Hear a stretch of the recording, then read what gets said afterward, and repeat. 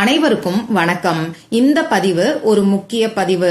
வர்ற மே மாசம் 12ஆம் தேதி சித்ரா பௌர்ணமி, திங்கட்கிழமை. சித்ரா பௌர்ணமிக்கான பதிவு தான் இது. கைப்பிடி அளவுக்கு அரிசி மட்டும் இருந்தாலே போதும். நமக்கு இருக்கக்கூடிய அற்புதமான ஒரே வாய்ப்பு தான் இந்த நாள். வாங்க, இது என்ன பரிகாரம், யாரெல்லாம் செய்யலாம், எந்த நேரத்துல செய்யணும்னு இப்ப நாம தெரிஞ்சுக்கலாம். இதுவரைக்கும் நம்ம சேனலை சப்ஸ்கிரைப் பண்ணாம பாத்துட்டு இருக்கீங்கன்னா மறக்காம சப்ஸ்கிரைப் பண்ணிக்கோங்க. பக்கத்துல இருக்கக்கூடிய பெல் ஐகானையும் பிரஸ் பண்ணிக்கிட்டீங்கன்னா அடுத்தடுத்து நான் போடக்கூடிய சிறப்பான பதிவுகளை நீங்க மிஸ் பண்ணாம தெரிஞ்சுக்க முடியும்.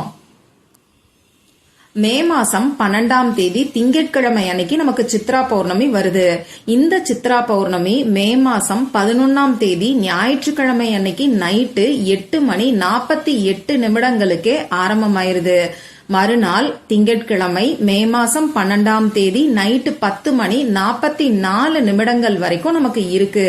அந்த வகையில திங்கட்கிழமை நாள் நமக்கு சித்ரா பௌர்ணமியா அமைஞ்சிருக்கு. திங்கட்கிழமையோட சேர்ந்து வரக்கூடிய இந்த சித்ரா பௌர்ணமி ரொம்ப ரொம்ப விசேஷமான ஒரு அமைப்புன்னே சொல்லலாம். ஏன்னா இந்த பௌர்ணமி நாளே சந்திர பகவானோட வழிபாட்டுக்கும் சிவபெருமானோட வழிபாட்டுக்கும் உகந்த நாள். அதே மாதிரி திங்கட்கிழமை நாளும் சந்திர பகவானோட வழிபாட்டுக்கும் சிவபெருமானோட வழிபாட்டுக்கும் ஏற்ற நாள். அந்த வகையில திங்கட்கிழமையோட சேர்ந்து வரக்கூடிய பௌர்ணமி ரொம்ப ரொம்ப விசேஷமான ஒரு அமைப்புன்னே சொல்லலாம். இந்த மாதிரியான சேர்க்கை அடுத்து நமக்கு எப்ப வரும்னு தெரியாது. அதனால இந்த நாளை தவற விடாதீங்க. வருஷத்துல, அதாவது தமிழ் வருஷத்தோட முதல் பௌர்ணமி தான் சித்ரா பௌர்ணமி.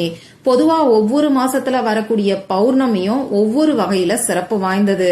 அதுலயும் முதல் பௌர்ணமியா வரக்கூடிய இந்த சித்ரா பௌர்ணமி கூடுதல் சிறப்புன்னே சொல்லலாம். இந்த நாள்ல தான் சித்திரகுப்தர் அவதரிச்சாரு. இந்த சித்ரா பௌர்ணமியோட முக்கியமான விசேஷங்கள்ல ஒண்ணுதான் இந்த சித்திரகுப்தர் வழிபாடு. நாம செய்யக்கூடிய பாவ புண்ணிய கணக்குகளை எல்லாத்தையும் எழுதுறவர் தான் இந்த சித்திரகுப்தர். பார்வதி தாயார் வரைஞ்ச சித்திரத்துல இருந்து பிறந்தவர்ங்கிறனாலதான் அவருக்கு சித்திரகுப்தர்ங்கிற பெயரே ஏற்பட்டதுன்னு சொல்லுவாங்க. இந்த நாள்ல சித்திரகுப்தரை நினைச்சு நாம வழிபாடு செஞ்சோம்னா அவர் நமக்கு எளிய முறையில சிவபெருமானோட பரிபூர்ணமான அருளை கிடைக்கிறதுக்கு வழி செய்வாருன்னு சொல்லுவாங்க. அது மட்டும் இல்லாம இந்த நாள்ல பூஜை அறையில ஒரு புதுசா நோட்டையும் பேனாவையும் வாங்கி அந்த நோட்ல சித்திரகுப்தர் படி அளக்க அப்படிங்கிற வார்த்தையை எழுதி வச்சு விளக்கேத்தி வச்சு இந்த நோட்டையும் பேனாவையும் பூஜை அறையில வச்சு வழிபாடு செஞ்சுட்டு அன்றாட கணக்கு வழக்குகளை எழுதுறதுக்கு இந்த நோட் புக்கை நாம பயன்படுத்திக்கலாம். நம்ம வீட்டுல குழந்தைங்க இருந்தாங்கன்னா அவங்க கிட்ட கொடுத்தோம் அவங்களோட படிப்புக்கு யூஸ் பண்ண சொல்லலாம். அதே மாதிரி இந்த சித்ரா பௌர்ணமி நாள் சித்திரகுப்தரோட வழிபாட்டுக்கு மட்டும் இல்லாம தானங்கள் செய்யறதுக்கு ஏற்ற நாளாவும் நமக்கு அமைஞ்சிருக்கு. இந்த நாள்ல நாம செய்யக்கூடிய தானம் சின்னதா இருந்தாலும் அதோட பலன் மலையளவு நமக்கு திரும்பி கிடைக்கும்னு சொல்லுவாங்க.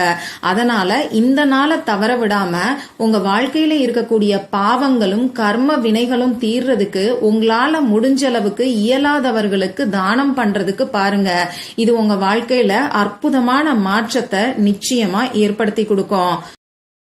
அந்த வகையில நமக்கு இருக்கக்கூடிய பாவங்களும் கர்ம வினைகளும் தீர்றதுக்கு இந்த நாள்ல கைப்பிடி அளவுக்கு அரிசிய வச்சு செய்ய வேண்டிய ஒரு அற்புதமான பரிகாரத்தை தான் இப்ப நான் உங்களுக்கு சொல்ல போறேன். இந்த வீடியோல பூஜை இல்லாத வழிபாடு இல்லாத பரிகாரத்தை தான் நாம தெரிஞ்சுக்க போறோம். ஆண்கள் பெண்கள் யார் வேணாலும் செய்யலாம். பிறப்பு தீட்டு இறப்பு தீட்டு இருக்கிறவங்களும் தாராளமா செய்யலாம். பெண்களுக்கு பீரியட்ஸ் டைமா இருந்தாலும் இந்த பரிகாரத்தை செய்யலாம். இந்த நாள்ல அசைவம் சாப்பிட்டு இருந்தாலும் இந்த பரிகாரத்தை செய்யலாம். பொதுவா அமாவாசை மற்றும் பௌர்ணமி மாதிரியான நாட்கள்ல அசைவம் சாப்பிட்றத தவிர்த்துக்கிறது நம்ம உடல் ஆரோக்கியத்துக்கு நல்லது. மத்தபடி உங்க விருப்பம்தான். அதே மாதிரி இந்த பரிகாரத்தை பொறுத்தளவுக்கு நீங்க உங்க வீட்டுல இருந்து செய்யறது அற்புதமான பலனை உங்களுக்கு கொடுக்கும். இந்த பரிகாரத்துக்கு தேவையான பொருட்கள் என்னன்னு பாத்தீங்கன்னா, நான் முன்னாடியே சொன்ன மாதிரி கைப்பிடி அளவுக்கு அரிசி நமக்கு தேவைப்படும். பச்சரிசியா இருக்கிறது நல்லது. பச்சரிசி கிடைக்காத ஊர்ல இருக்கீங்கன்னா உங்களுக்கு என்ன அரிசி கிடைக்குதோ அதை பயன்படுத்திக்கோங்க. அதே மாதிரி ரேஷன் அரிசி வச்சிருக்கிறவங்க அதை கூட இந்த பரிகாரத்துக்கு பயன்படுத்திக்கலாம். அரிசியை தவிர வேற எந்த ஒரு பொருளும் நமக்கு தேவை கிடையாது. இந்த அரிசி சந்திர பகவானுக்கு உகந்தது. சந்திர பகவானோட வழிபாட்டுக்கு உகந்த நாட்கள்ல அரிசியை பயன்படுத்தி செய்யக்கூடிய பரிகாரம் நிச்சயமா கை மேல நமக்கு பலன் கிடைக்கும். நிறைய பேரு எவ்வளவோ பரிகாரங்களை செஞ்சுட்டேன், வழிபாடுகளை செஞ்சுட்டேன், என் கஷ்டம் மட்டும் தீரவே மாட்டேங்குதுன்னு சொல்றீங்க. இப்படி இருக்கிறவங்க இந்த நாளை தவற விடாதீங்க.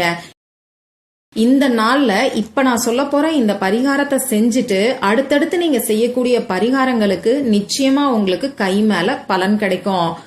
பொதுவா ஒரு பரிகாரத்துக்கோ வழிபாட்டுக்கோ நமக்கு பலன் கிடைக்கலன்னா அதுக்கு நாம செஞ்ச பாவமும் நமக்கு இருக்கக்கூடிய கர்ம வினைகளும் ஒரு காரணமா அமையும்.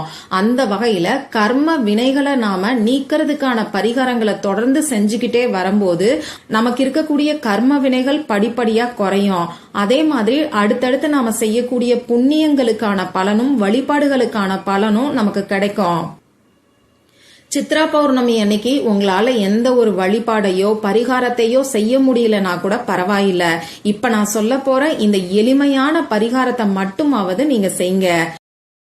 இப்ப நான் சொல்ல போற இந்த பரிகாரத்தை நைட்டு தூங்க போறதுக்கு முன்னாடி, அதாவது திங்கட்கிழமை அன்னைக்கு நைட்டு தூங்க போறதுக்கு முன்னாடி நீங்க செஞ்சுட்டு தூங்குங்க.